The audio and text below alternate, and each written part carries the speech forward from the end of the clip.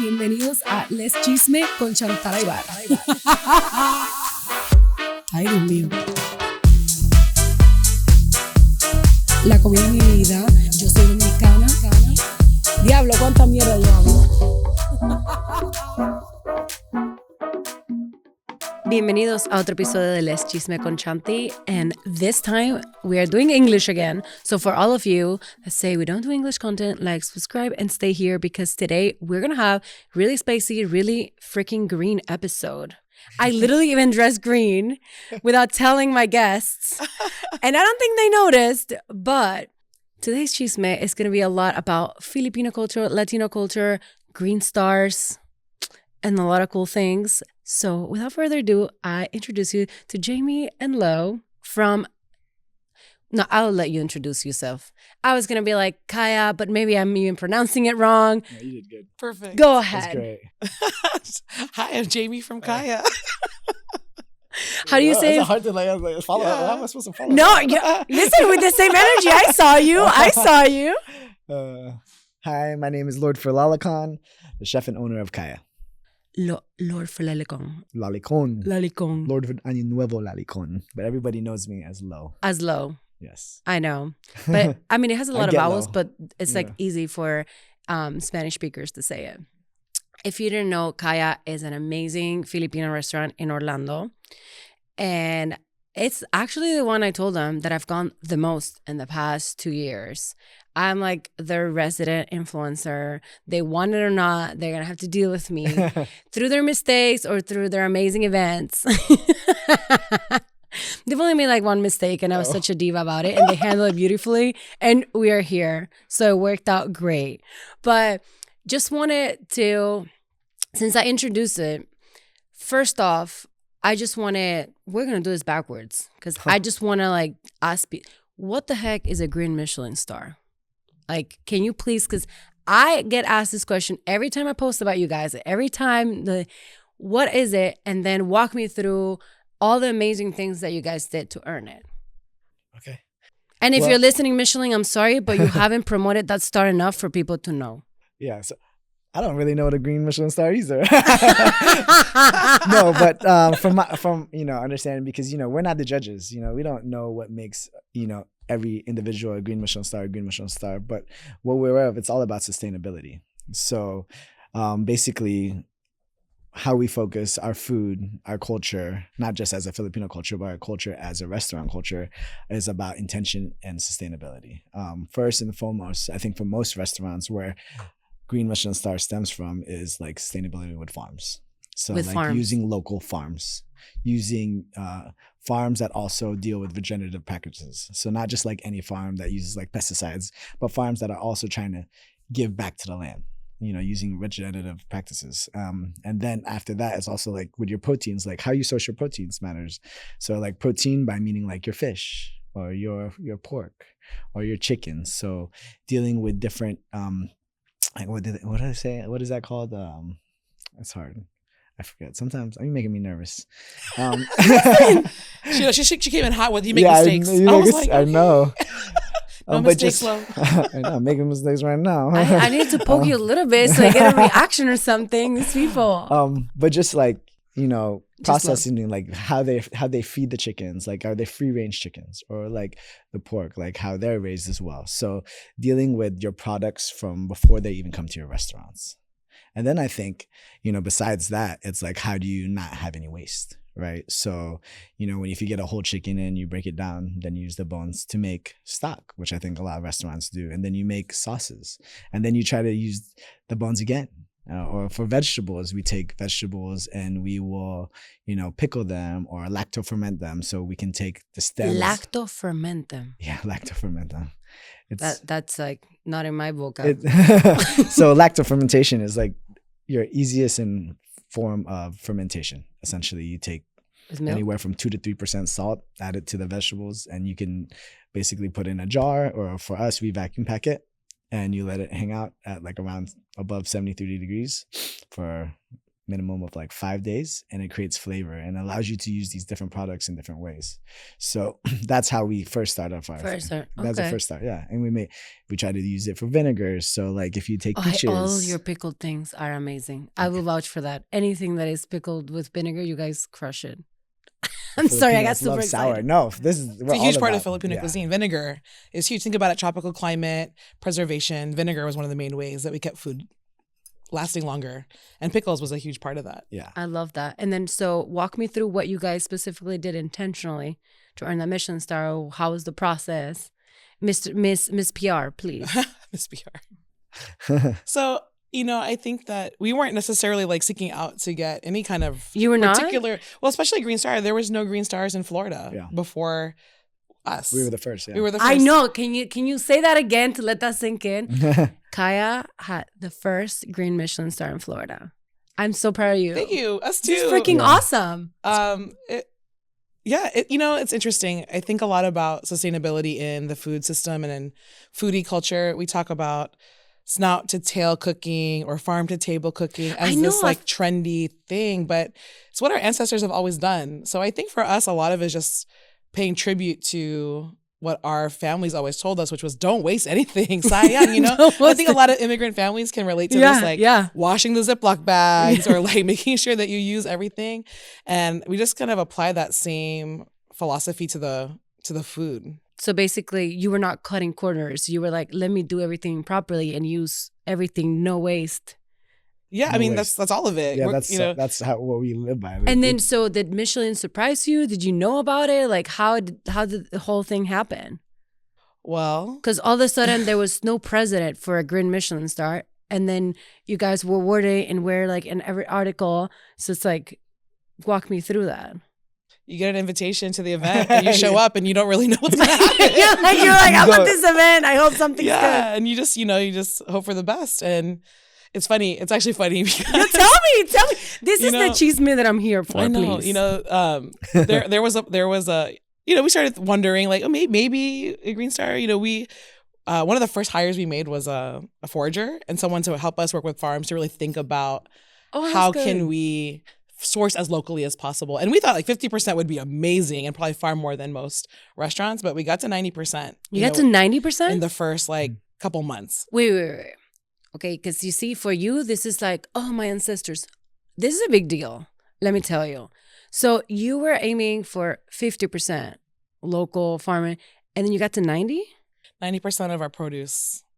Wow. Central Florida farms. Yeah, so her name is Hannah. Shout out to Hannah. Shout out to her. Hannah. So we met, and she was talking about how she can build relationships with farms, with restaurants. So because you were like, okay, let me work with you. Yeah.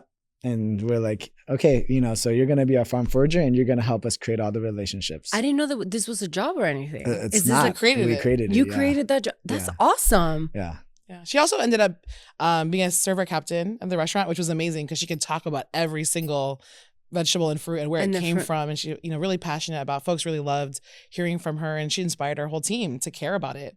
And I think that continued to push that culture where it wasn't just the back of house or the kitchen who was thinking about sourcing, but also the bar program. So a lot of these trims that we get from the vegetables or from fruits, they're also using in cocktails to make tinctures and cordials, or using byproduct to make, what do you call it when you put it on top? Garnish. Yeah. And so anyway, we get to the Michelin Awards is like April 2024. And, we started to think maybe the Green Star would come, maybe not. But, everyone's kind of poking us like, maybe it's this, maybe it's that. So anyway, they introduced the first ever Green Star. They show this video of this farm in London that's just like amazing. Like they have a whole... So it was not even in Florida. It was like a farm in London. Yeah. And you're like, And it was like a restaurant and a farm. It was beautiful. It was like giving Blue Hill vibes, which is a restaurant where Lo used to work, but in the UK, right? In the UK, okay. So his wife, Julie, kind of pokes at us and goes, maybe not. Yeah. And you were like, you're probably right. Your wife was like, no, this is too much. You're not at this level. Yeah. So when they announced Kaya, it was wild. I mean, we went crazy because we just really didn't know what to expect. Yeah. And so it was really a beautiful experience. And we thought like a really nice tribute to our values and to our ancestors, and a way to really make a mark locally, because it's not just about our recognition, but also about showing other restaurants what's possible, and not just restaurants, but other community members how to source locally, how to avoid waste. We compost with O-Town compost. That's something that anyone can do, right? You give me chills. That's awesome. And she means it when she says working with the community. We'll get there, guys. Stick through so that you know everything. This is not only a restaurant. This is like a community movement. So hold tight. We're getting there. No, I honestly, I love it. And that, I feel like that's one of the things that I just really wanted to highlight, because every time people don't understand, there's not that many. I think now there's like 3 in the whole state or something. I looked it up. 3 or 4. 3 or 4. Yeah. So I'm super grateful. Like, you guys are putting Orlando in the map, you know, from that standpoint that, you know, we have that here, and I freaking loved it. But I wanted to show you also how we got here. Jamie is laughing because she already knows. So my first encounter with them was in 2020. I think it was pre-pandemic. It was like January of 2020. Oh man, you really remember? Oh yeah, I have really good memory. No, I was really good memory. And I had an anniversary coming up, and I'm like, oh, let me see. And I booked this like really nice, like high-end dining, and I was so excited. And I saw them there, but I just like didn't recognize them. But I loved my experience. I made a post. Back then, it wasn't even video on Instagram. It was like pictures and all that. It was There's like no reels. No reels. Simple, yeah, the simpler days. Exactly, very simple days. And then a couple years later, I go to an opening for Filipino place, and I'm like, oh, this is cool.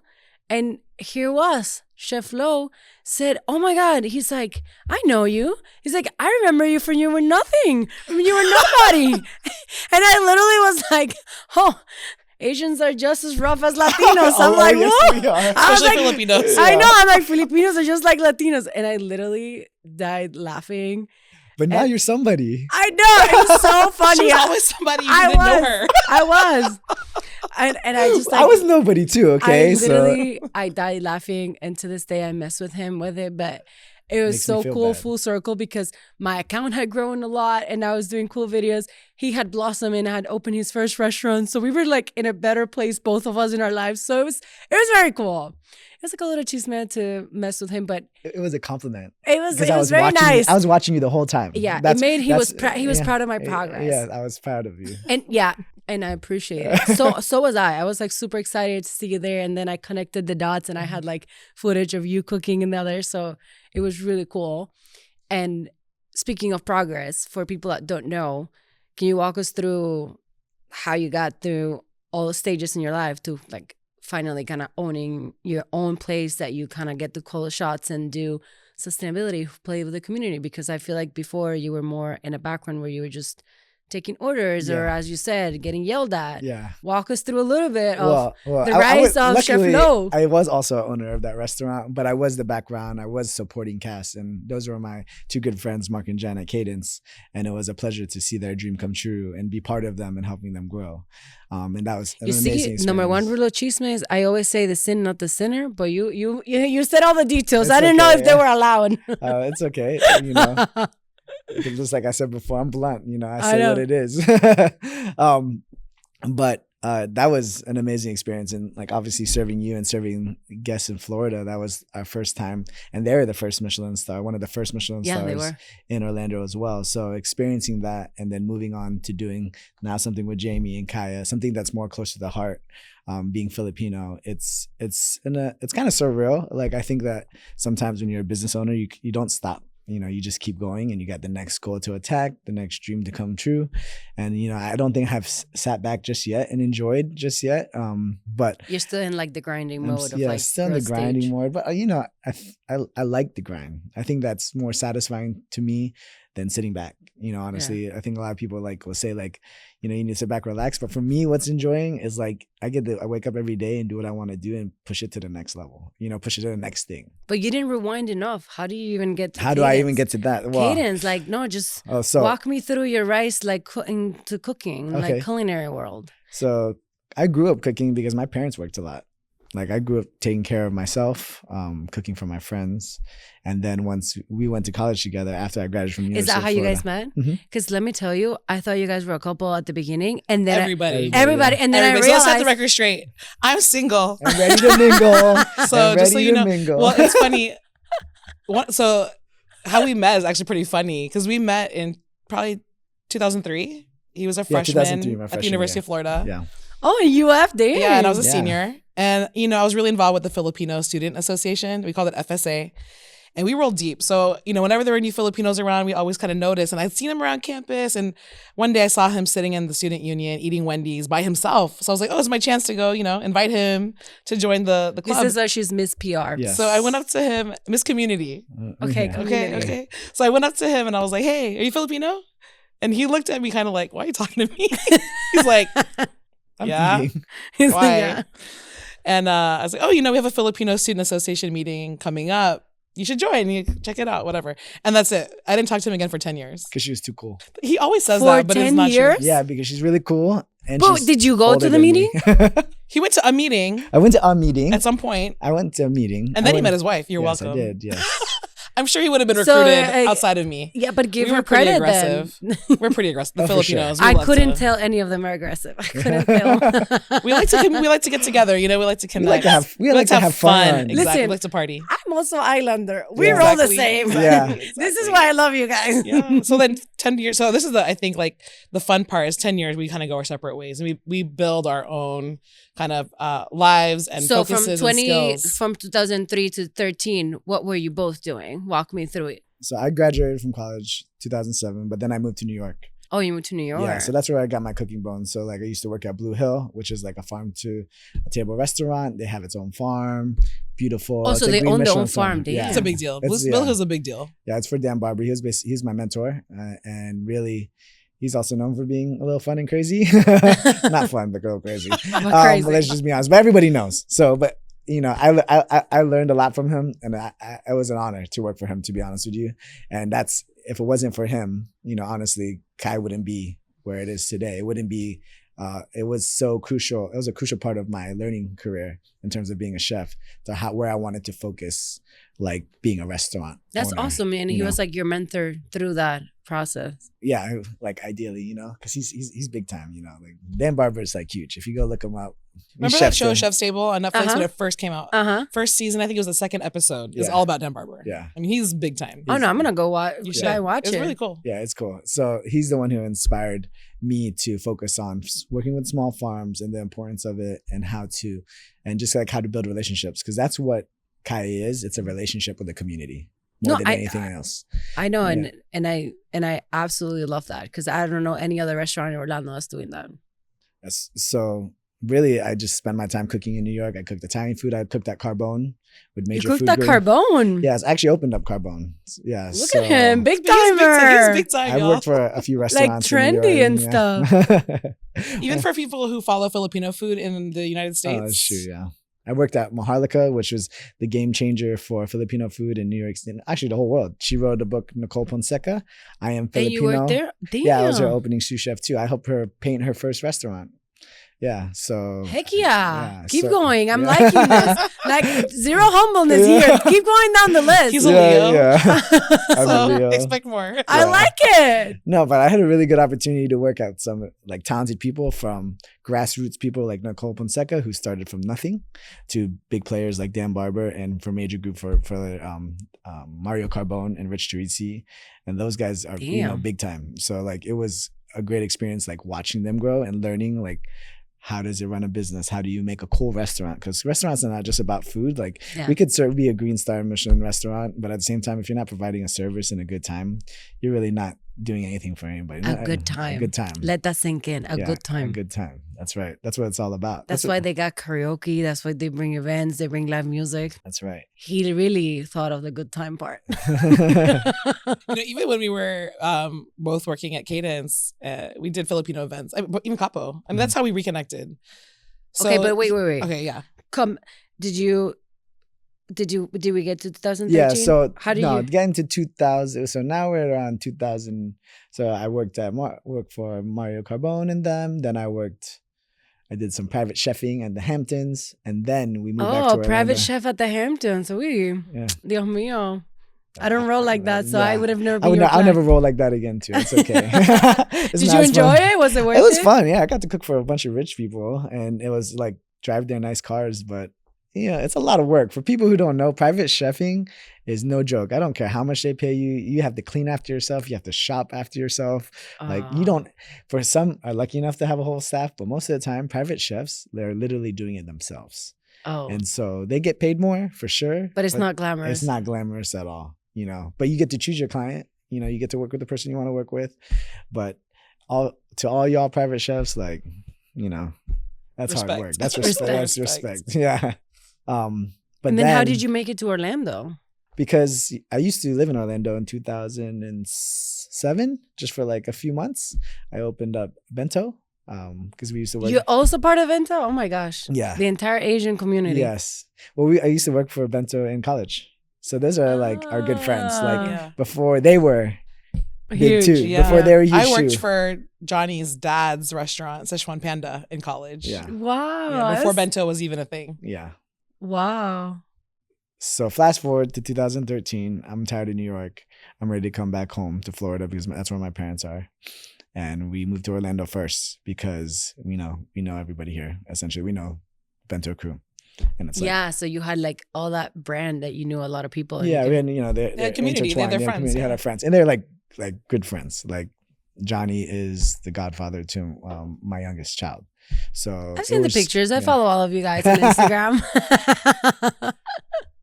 So he's like he's a great friend. So we came back and we knew that at least if we're gonna start somewhere, we could start here. This could be like where we start, or we'll just go to Miami or go somewhere. But you started here and then never left. Yeah, started here and never left. Love that. That's that same year. Guess what opens? East End Market.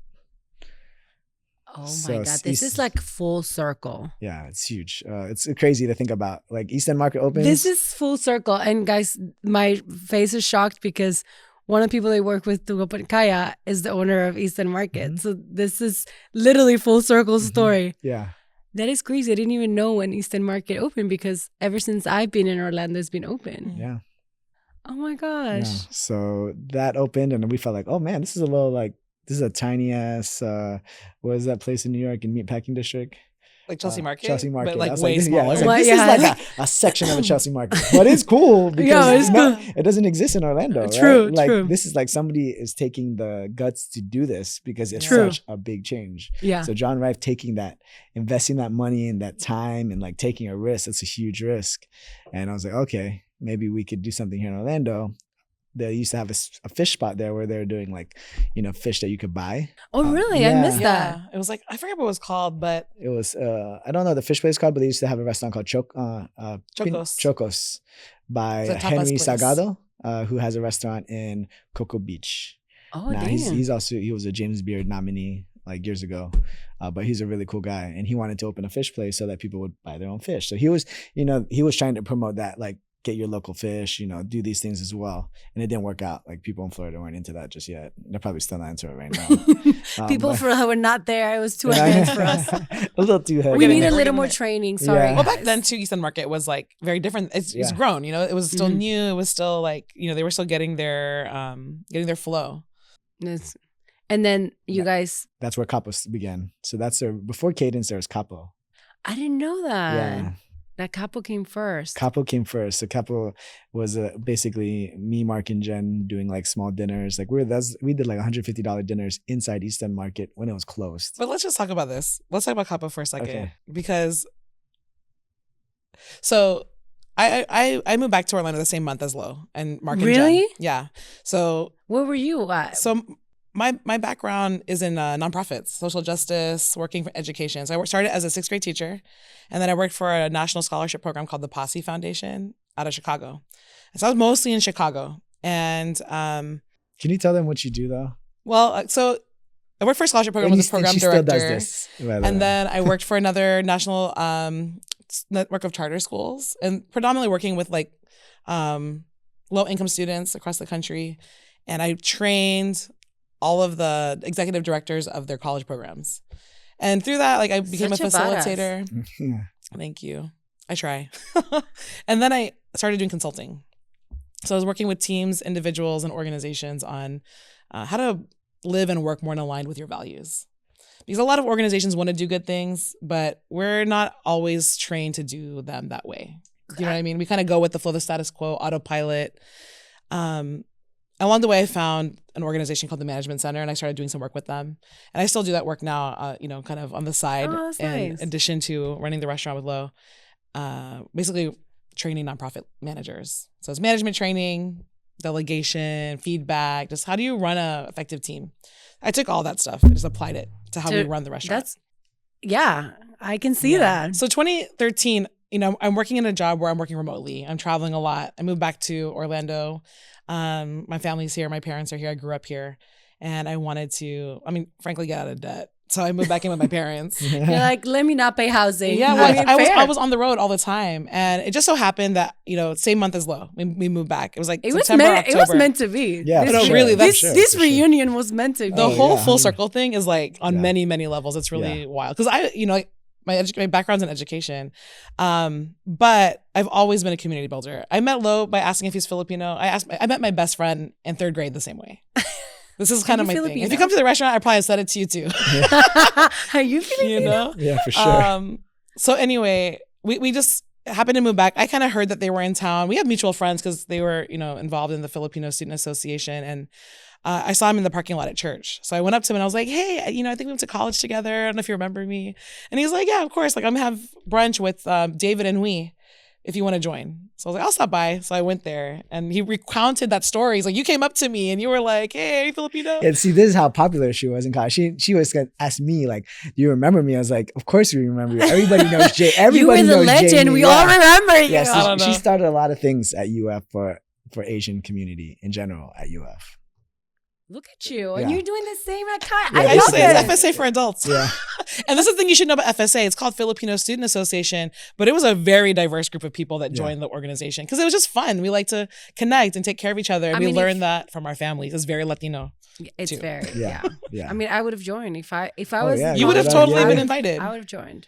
You would have danced too. We danced. We have this mutual friend, who was at this brunch, and he's a really good friend of mine and a really good friend of Lo and Mark and Jen's. And they started to do a pop-up at East End Market before they opened Capo. And he invited me to go. So I went, and I had just moved from Chicago, and I was just so happy that there was delicious food. You were like, thank God. Because growing up in Orlando, it was like chains, a lot of chains, right? Yeah. TGI Fridays, and that's where we went out for the most part. And so I was spoiled in Chicago, and then I got spoiled by Capo. So because I travel all the time, a lot of my friends from Orlando just thought I didn't live here. They still didn't know I was back. And it was just easier for me to go there. So I would just go hang out at Capo while they prepped, and I would just like do my work from there. They had a landline. I would do conference calls and just like hang out. And then I told them when I lived in Chicago, I was trying to think of a way to build community and pass down Filipino culture to the next gen. Because I have, fun fact, 21 godkids. He's one of them, and his son's also another one of them. Yeah. 21 god kids? Yeah, I'm one of their god kids. Damn. I'm the Ninang, the people's Ninang. Yeah.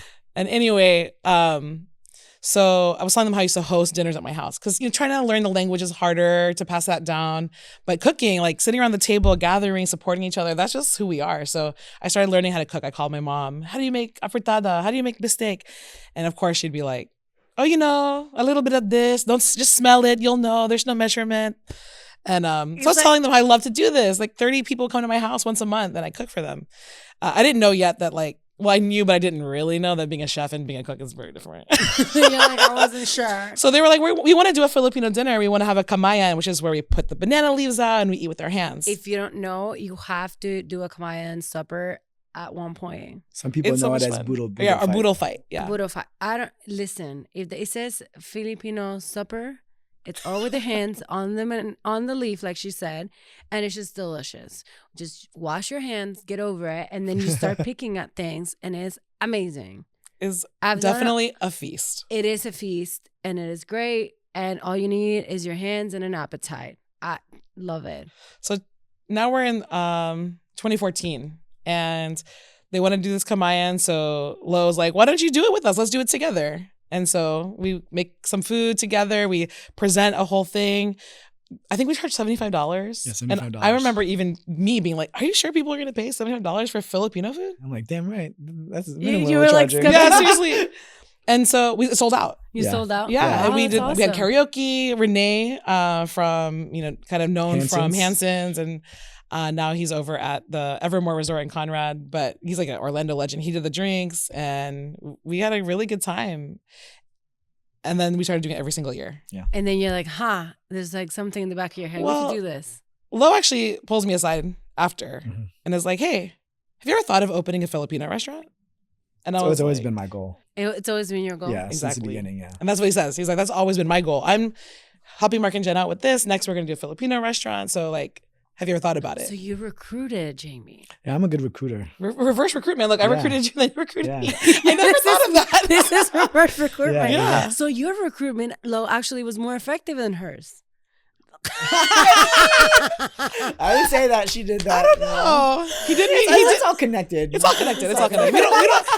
We a collaboration over competition. Yeah. That's one of our values. Oh my God, I love But yeah, and I said, like, of course I thought about it because I love Filipino food. I love our culture, but I'm not a chef.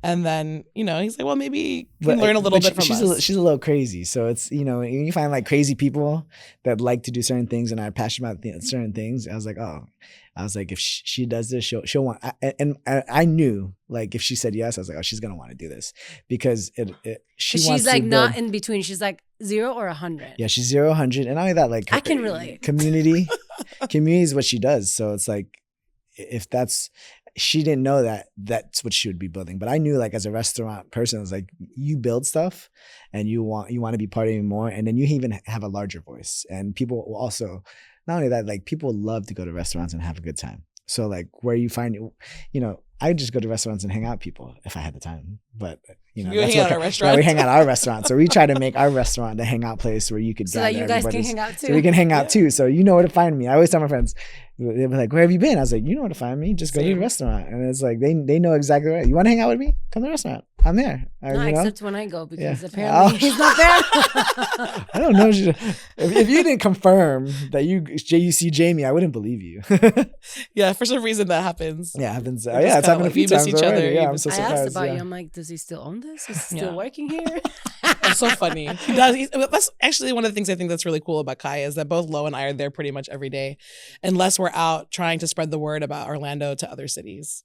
And we've been doing more of that this year. No, and again, one of the restaurants I've gone the most is Kaya. And I was explaining before for you, amazing audience, is that you don't have access to Filipino food a lot in Latin America, especially in the Dominican Republic where my family's from. So when I have people visiting from out of town, they're like, just take me somewhere that I don't have back home or something different. And every time people say something different, I'm like, I know exactly the place. Exactly the place. And one of the things that is funny is that Filipino food is closer than other Asian foods to Dominican, yet people don't know about it. And all the flavors and the pork and all the flavors and all that are like, they have a lot of history because if you don't know, Filipino, was a Spanish colony. So a lot of them are like Ordóñez, Ramirez, like, last names that are like Spaniard. My middle name is Año Nuevo. It's Año Nuevo. Mm-hmm. Your middle name? My mom's maiden name, yeah. Imagine. And it's like, that's crazy. And then every time the Latinos are like, am I going to like this? And then as soon as they try your food, they're like, oh, this is cool. Yeah. And then they're like super excited. And like you said, love the drinks, love the flavors, love the vinegar. Yeah. All that, because also Islander, the climate, the preservation. It's the same, and it's like so similar, yet so different at so many levels. Yeah. And that's a great segue for what I wanted to surprise you with. Oh no! I know. Is it a surprise? It's my own podcast, and they don't trust me. This one, is a problem. I'm not. Ooh. Are we in Dominican food? So just to surprise my family, you guys are, my foodie family. This is some flavors that, the presentation looks different than what you make, but once you try the flavors, you're like, wait a minute. So just want to try it live on camera. A little mukbang moment. Is it because we're Asian? I'm just kidding. Yes. Or no, or because I like you in this. The best gift is food, right? Yeah, for sure. Oh, so tell us what we're eating. Okay, so this is mofongo with fried pork and lime. I was gonna say lemon because I can't get my lemons and limes right. That's a language thing. Yeah. Are you gonna make me eat with my hand because I'm Filipino? Yes. No, the forks are there. I know. I didn't see those either. I was like, I'm ready. So we, just like you guys, we eat a lot of pork and we eat the plantain, and you guys use the leaf and the stuff, but we just cook it differently. But it's like the same ingredients, just cooked differently. It's good. And they put adobo, like you guys put adobo, but it's a different kind of adobo. I know. So it's just like I love the similarities and differences because we both eat pork and plantain, and it's like, and we fry it. But they just like taste different. So what's your... I haven't had mofongo in a long time. This is good. Actually, sometimes mofongo is really dry, and I think people just fuck it up. And so I never have like... Sorry. Do you call this... you call it mofongo also? So yes. So Dominicans and Puerto Ricans eat mofongo. Mofongo, yeah. It's like a debatable thing because apparently it started in Puerto Rico, but then it became popular in all the islands. And actually, in Dominican Republic, they put broth, which you guys cook a lot of broth, so that the mofongo, like you said, it's not dry because you dip it in the broth. Oh, so you dip the mofongo in the broth? Or some people literally dump the whole caldo on it. But even this mofongo is not dry though. It's not dry, but like Dominicans don't like dry things, and they like literally add the caldo, so add the broth to it. So you can invite me to your show anytime. You're gonna feed me. You know, damn. Comida con Chanti. Comida con Chanti. Comida. So Filipinos don't speak Spanish because the colonizers didn't think we were good enough. Oh my gosh. They kept us from speaking Spanish so we couldn't revolt. And they kept classes. So you know what I mean? You can do the rest of the talking and I can... Yeah, we'll just eat. He's like, I'm going to eat. You keep saying the story. But so... do you like it? Because every time I take a Latino for Filipino food, they love it. Yeah. How about the reverse? If a Filipino tries Dominican food, well, they already love it. Listen, my mom loves to eat like Dominican, Puerto Rican, Cuban food. Like it's also islands. Yeah. It's islands. Yeah. Do you think about it? Yeah, it's all but this is like, it's so homey. I know. It's so delicious. Don't let me put this in front of me because I'll just eat. Yeah. So I even made a video of like taking Latinos for the first time to try Filipino because they were so nervous. That's so interesting. And then one of the things that, if you didn't know, Kaya has, they now have a menu for the bar, but they have a tasting, so there is no menu. And when there is a menu, it literally just has the title with maybe 2 ingredients, but they're working with so many farms. And literally, I took a family that's Cuban Venezuelan, and they grabbed, she was like, what if I want to order this again? Like, I don't know what I ate, but they ate it all. They're like, what if I want to order this again? And I'm like, this is a tasting. Yeah. They'll give you at the end a little menu with everything you had. And they were like, oh, I'm like, yeah, this is how tastings work. Yeah.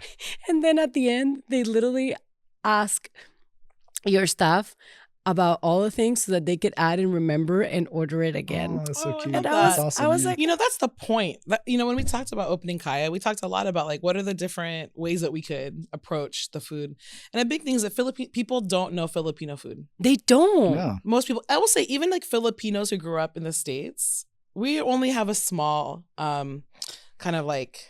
Even Filipinos who come from the Philippines and live most of their life in the States. It's very regional. Yeah. So they know what they cooked at their house. But they don't know the whole geography of Filipino food. Yeah. Or like, especially... because it's a lot of islands too. Yeah. Exactly. And they're separated by ocean. So it's not like... We're only a country because we were colonized. That's literally the only reason why you're Philippines a whole country. Were all a country. Yeah, to resist the colonization, we had to kind of get together and create a national identity to have a revolution. And that was very hard actually for the Philippines. And are you guys from the same region or no? We're from the same island. Oh, wow. Luzon. But this is the largest island though. Luzon is the largest island. So that's where Manila is. Yeah. So I'm from Pampanga, which is about 2.5, 3, 4. Depends on traffic. There's a lot of traffic in Manila. Hours north, and then Lo's family is just from my mom's side is from Las Piñas, Manila, which is like near the center of Manila, and then my dad's from Pangasinan, which is like 5-6 hours away from Manila, like northern part. So it's like closer to like the outskirts of Luzon. Yeah. Okay. And then your dad is white. Region. Yeah, he is. I always like guests love to come in and be like, "Are you Filipino?" And sometimes I just want to say, I just think it's a really beautiful culture. Question you? Oh yeah, I've been questioned my whole life. Yeah. Because really, I look like I'm what do you call this? Ethnically ambiguous. I think ethnically ambiguous. A lot of folks. I never heard that. Yeah. A lot of folks I think want to see themselves in others. So whatever someone is, they ask me if I'm that. So they'll be like, "Oh my gosh, you look Dominican. Oh, are you Mexican? Are you Puerto Rican? Are you Hawaiian? Are you Filipino?" I get all of it. And I think that's kind of cool, because I can connect with folks. But my mom's from the Philippines. So when people ask me, like, "Are you Filipino?" I say, "Yeah, my mom is from Pampanga." And then people go, "Ooh," because that's the culinary capital of the Philippines. And they go, "Oh, that's why." And then my dad, I say, is from a small province called West Virginia. West Virginia. My dad was in the military, so he met my mom in the Philippines. Oh, interesting. I always wondered, but I never asked you. Yeah. There's a picture of them in the restaurant. The table right by the window above it is a picture of my parents at their wedding. The military base was in Pampanga, right? Like, it was in, he wasn't at Clark. He was at Subic. Okay. Subic Bay, which is right outside of Olongapo. And my mom's family had moved to Olongapo so that my grandfather could work on the base. He was an electrician. And my grandmother was a seamstress. Did he assimilate to the culture? They keep it half? How is like raising up in like a family like that? Assimilate? I don't know about that. But my dad's like country. Like he's white, like American. No. People forget often when they're talking to me. Like I even have like my Instagram handle is Baile. Yeah. And it's because a friend in college was like, "Yo, Jamie, how do you say your last name?" And I was like, "Bailey." It's so basic, right? Yeah. And he's like, "Oh, shit, I forgot you're half white. I thought it was Baile." And I just kind of kept it because I thought it was funny. You kept it as Baile. I thought that was your real last name. But like that's why you spell it like that. That's why people think it's Bay something, but it's not. It's Baile. Because that's funny. Yeah, Mikey Mitra actually was the one. I actually didn't even know. I was like, why did she put a Bailey? Baile. That is so fun. Yeah. So then, do you have like a countryside? Do you listen like how, or because you're very hardcore, like let's bring Filipino culture together. So having that portion of you that's white, how does that play into who you are? But she wasn't born in the States. Yeah, I mean, there's a lot of different aspects to it. So I was born in Japan. My dad was stationed there. My parents were stationed there when I was born. And then we moved to Florida. So 18 months old, moved to Orlando. And then when I was 4, we moved to the Philippines. So I lived in the Philippines from 4 to just about 8 years old. Okay. And then my dad retired and we moved back to Orlando. So I'm mostly from Orlando, Orlando girl, but I did get to like be exposed to so many things that are Filipino, the language, the food, I didn't have these words back then, obviously, but like the socio-political context, you know what I mean? Yeah. I was in it. I got to see all of it. The beauty, the challenges, like all of it that exists in the Philippines. And I think what it did mostly for me was say it's normal. So I came here and that was just normal to me. Whereas growing up here, sometimes there's like a little bit of a you want to separate yourselves, you want to assimilate more, be seen as American because people think the food smells or like it's different. I don't know what that is. But for me, that's just what it is. So I was kind of more used to it.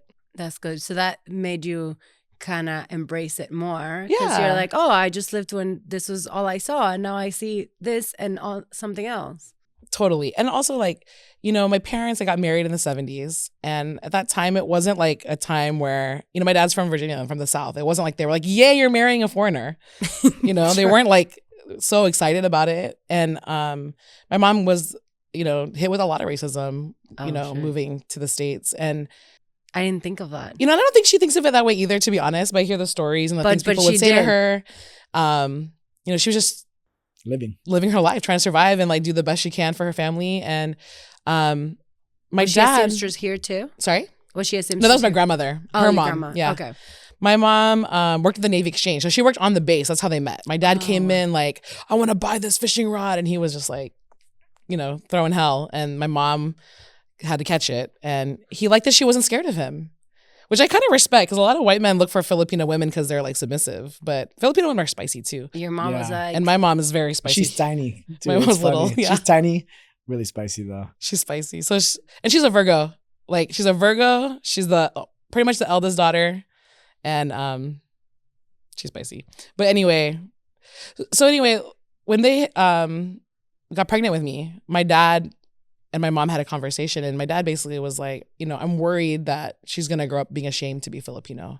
So I want you to take the lead in raising her that way. That is so cute. Isn't that amazing? Amazing. So much respect for your dad. So much respect. Like being so advanced at that time. It's really like, I'm very thankful. Because the truth is this. I'm American. Yeah.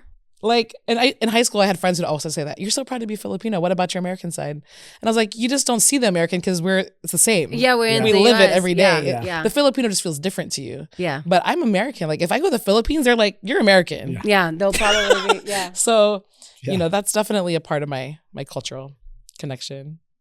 But, so I'm so proud of your dad. I love that. I didn't know that. I'm glad you share that. But I wanted to say also that I love that you guys got reunited, started cooking again. Well, you did a really successful recruiting. I am grateful. I'm grateful too. Yeah. And then how did you guys decide? I know that you have a particular passion for community, bringing people together, always been a leader since college. And then you were like, I want to own my own thing. I got trained with all these people that are incredibly talented.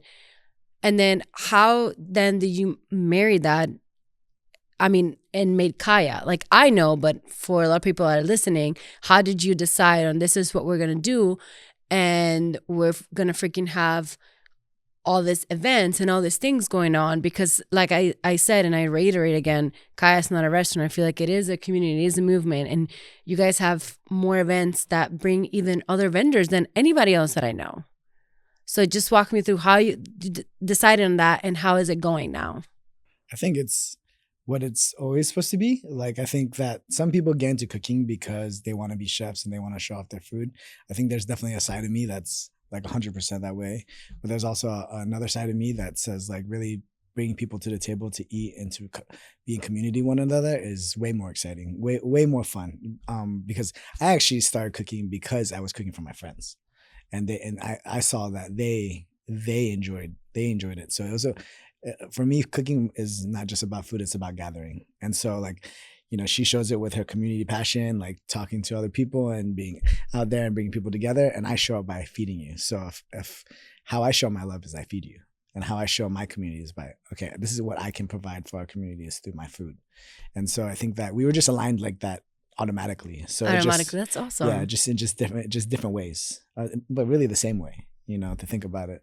But that's really kind of how it came together. It wasn't something that we forced. It wasn't something like, let's do community events. So like community events were, I think like providing the space that we got, like the old Dandelion location with like a house and 2 more houses. My parents lived there. Like it already spoke community. So did your parents live there before? Or?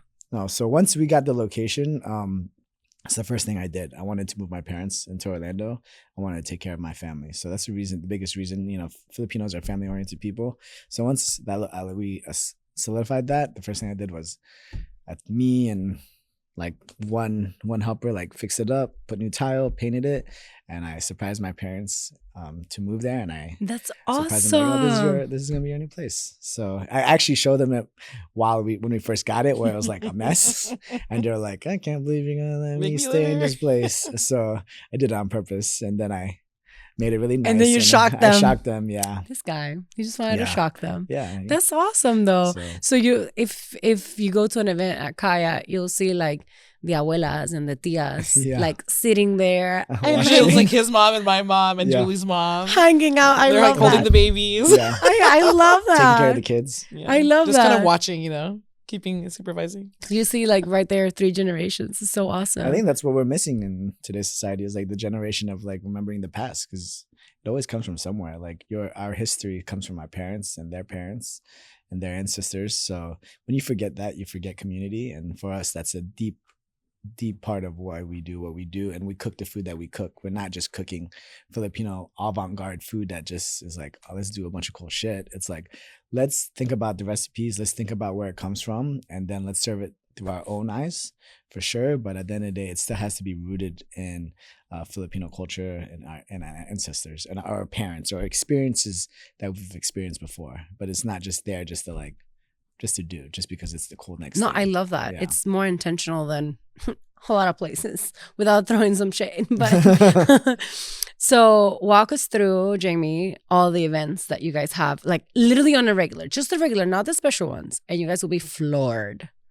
So, it just depends on the season. We're constantly evolving. So I'd say the 2 events that we have every year without fail is Filipino Freedom Fest, which we just had last weekend. And that's a celebration of Philippine Independence Day in the Philippines, but also just, the growing and thriving Filipino community that we have locally.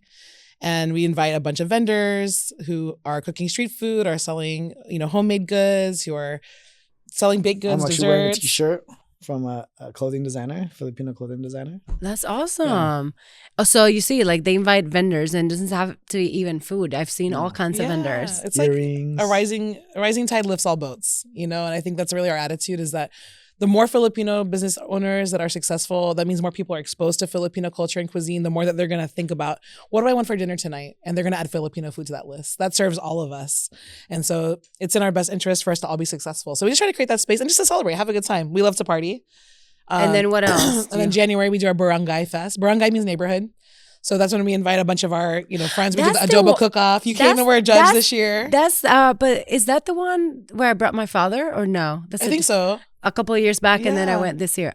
Yeah. I love that one. We're always just thinking of new ways to involve more people and get folks involved in the conversation. And, And then when do you have karaoke? Sorry. Okay, so during the summer is a little different. We kind of mix things up because it's so hot. Okay, imagine it's not summer. Not summer. Okay, not summer. Then typically on Wednesday nights we have karaoke. Thursday nights we have all night happy hour. But this summer it's all night happy hour Tuesday, Wednesday, and Thursday. We're having Sunday sessions. This summer we're doing Sunday sessions, Sunday fun day. So we got bar takeovers. We got folks like Suffering Bastard, Otto's, taking over your bar? taking over the outside bar, Bayani Bar. We had a party last night with Edible Landscapes and No Por Na, and that's awesome. We have Mahjong night coming up next Sunday. Banjo, like the Mahjong. Mahjong. The Chinese tile game. Oh. And like game night. We're doing something pretty much every week, Sunday. So. And you change the events and the menu. How are you still sane? Sane? I don't think you're sane if you open a restaurant. Yeah, that's true. You gotta be semi-crazy to open up a restaurant. Yeah. Semi-crazy, if not full crazy. If a successful one, you definitely gotta be crazy. You know what's even crazier? Yeah. What? We're doing magical dining this year for the first time. Oh no, you're out of your mind. A little bit. But you heard it here first. And we're doing it at the basic price point. What? We need more people to come to Kaya. So here's you want to talk Chisme? Yeah. You can have a restaurant that has all the accolades. It's still really hard to survive in this world. I know you've told me. I always appreciate how open and honest you are about those things. Especially when you're trying to do everything right. Exactly. Yeah, you're trying to pay people right. You're trying pay to take people care of right, yourself. like train and stuff. Buy local. Like you're trying to do all the right thing. It's expensive. It's just more expensive. And so your margins are probably like less than whoever's just being like. The average independent restaurant is 5%. That's if you're making 5%. If you're making Yeah. That's crazy. So we just need more people to know and love Kaya because it is a great place, and we think that we want to welcome more of Orlando into what we're doing, and ultimately we started for all the reasons we talked about. But the world is a rough place right now, and one of the things that really drew me to go from working in community spaces to creating a community space through a restaurant is that restaurants are where we come together at the table. We learned this from our ancestors, from our families. And we just kind of feel like if we can introduce people to something completely different than what they're familiar with, it's a practice in how we start to get comfortable with each other and being in dialogue, building a relationship, because we can't change the world if we're not willing to be in relationship with each other. No, you heard it here. Magical dining, but then go again to pay full price, please. Because we need the community to stay in Orlando, and somebody that's doing the right thing, with purpose over profit, we need them to stay. So we appreciate go you. and support it. Appreciate that. Is there one last chisme you want to say before we close the floor? I'm scared. I was like, oh we're no. somebody now. We're all somebody now. That's hilarious. What Chisme? Chisme. Okay, well, I'll ask you something. What's next for Kaya? Magical dining. Well, are you gonna continue to evolve? Like, are you? Yeah, actually, you know, a good friend of ours, Clarice Lamb, who's James Beard nominated Media Award. Listen, I wanted you guys to win the damn James Beard. Appreciate that. Thank you. James Beard, I'm upset. You could, you know, yeah, nominate us again this year if you'd like. Yeah, please nominate them for James Beard. You can do double nomination as a restaurant and as the chef. Thank you very much. Yeah. But Clarice Lamb, she's a amazing chef from New York City. She has a place here in Orlando, and our pastry chef right now is pregnant, and she's due, and she's about to pop like within the next like 2 weeks. So she's gonna be taking over a pastry program, and we're gonna start doing like little pastries out of cocoa and boba. So if you like sweets and if you like boba, which you know everybody loves boba. If you like sweets and boba, you heard it. We got a whole new pastry line and coming up. Yeah. You see, you were not even gonna tell me. I didn't even tell her yet. She's about to find out after this. She just found out. We've been talking about it. It's not a surprise. I'm floored. I'm surprised he told you. Yeah. No, I love it. So if you already went to Kaya, there's another reason to go back. Yeah. You know what else is coming up is Chef Lo over here is going to the Philippines to cook as a part of the first ever International Manila Food Festival. I heard that, and that's why I had to change the podcast so that he could be here. So you better crush it out there. Make us all proud. We'll be all watching and supporting. Orlando, come through, like, subscribe, support him, at Kaya. And then personally, if you want, they have Instagrams, but they don't post that much, so support Kaya. Spend all my time posting on the Kaya page. I know. But thank you so much. Thank you for having us. Thank you for feeding us. I know. Thank you for coming to our restaurant so many times. We love you so much. Appreciate you. I love them too. And we'll see you in the next Chisme.